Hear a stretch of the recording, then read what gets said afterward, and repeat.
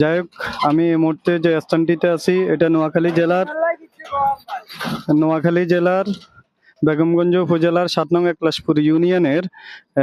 এটা বিশেষ করে বিআইপি রোড, একলাশপুর বাজার বিআইপি রোড হয়ে একদম পূর্ব দিকে রিক্সা স্ট্যান্ড বলা হয়। দালান বাড়ির উত্তর দিকে রিক্সা স্ট্যান্ড, আর এখান দিয়ে আমার উত্তর দিয়ে আরো উত্তরে আছে আপনার কামলাবাড়ির রাস্তা বলা হয়, কামলাবাড়ির। তো আমি বিশেষ করে যে স্থানটি নিয়ে ভিডিও করতে চাইতেছি, আপনারা আসেন। এই রাস্তাটা দিয়ে অনেক মানুষের ঘনবসতি বাড়িঘর আছে, অনেক দোকানপাটও আছে, এবং বিশেষ করে স্বাস্থ্য ক্লিনিক আছে, এরপরে স্কুল মাদ্রাসা সবকিছুই আছে আলহামদুলিল্লাহ। কিন্তু দুঃখের বিষয় এই আমি স্ক্রিনে দিয়ে দেব, বিশেষ করে এই সড়কটির এই আপনার যেটা রেল লাইন আছে, এই রেল লাইনের পাশে যে সড়কটি আছে দেখেন, এখান দিয়ে একটা motorcycle, Honda cycle, autorickshaw যাওয়া সম্ভব হয় না।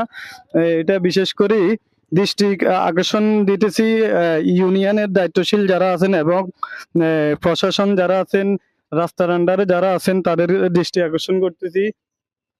রাস্তাটার অবস্থা দেখেন, এই যে আমি স্ক্রিনে দিয়ে দিব, ভিডিওর স্ক্রিনে দিয়ে দিব, এই যে এখান দিয়ে একটা মাইক না অ্যাম্বুলেন্স ঢুকবে, যে কোনো পরিস্থিতি ঠিক নাই। দেখেন এখান দিয়ে ঘনবসতি, এখান দিয়ে বাড়িঘরের অভাব নাই। এই যে দেখেন অবস্থাটা, এই যে এখান দিয়ে একটা অ্যাম্বুলেন্স, একটা অটোরিকশা, না একটা মোটর সাইকেল, না একটা সাইকেল যাওয়ার কোনো স্কোপে নাই। কারণ এখান দিয়ে বৃষ্টি হইলে বিশেষ করে পুরানো যে সোলিং গুলো আছে, সোলিং গুলা নষ্ট হয়ে গেছে, এবং নিচের যে মাটিগুলো আছে এগুলা খাঁটি যাওয়ার কারণে আপনার যে সোলিং গুলো আছে এগুলা উঁচু নিচু হয়ে গেছে। এই কারণে গাড়ি চলাচল করলে মানুষের অনেক কষ্ট হয়, ক্ষতি হয়, এখান দিয়ে গাড়ি চলাচল করতেই পারে না।